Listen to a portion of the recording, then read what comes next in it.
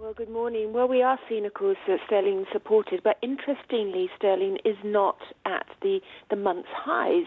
Many people perhaps would have expected sterling to go higher on a deal, but there is still some confusion. There is, in the UK press, of course, different reports about the fisheries deal, how much Boris Johnson has compromised to the French demands over this aspect.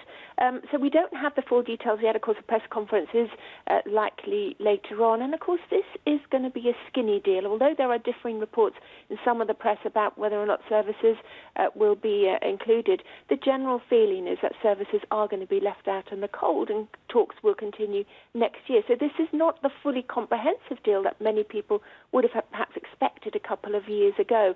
And on top of that, of course, yesterday we had the news that millions of more people in England will be moving into Tier 4, and that, of course, means a lot more constraint on the outlook for the economy, not just in Q4, but, of course, in Q1, and that is a real downside factor for sterling. Jane, we've been hearing a lot about the data being hugely relevant at this point, and I want to pick up on that suggestion around fishing rights. What we heard in some of the commentary last night, suggestions of a cut of 35% over a 5-year transition period. Is that a negative for sterling? Well, what it probably means is maybe a bumpy ride for Prime Minister Johnson. So, for instance, we've already known that the Brexiteer group of Tory MPs, who call themselves the European Research Group of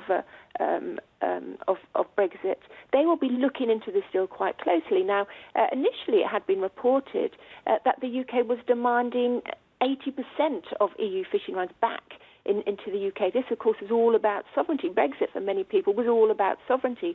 And whilst fishing was a tiny part, as we know, of the UK economy, it was very illustrative of this demand for sovereignty. So if PM Johnson has compromised too much, well, it is likely to put further pressure on him. And this is, again, going to be another factor for sterling next year.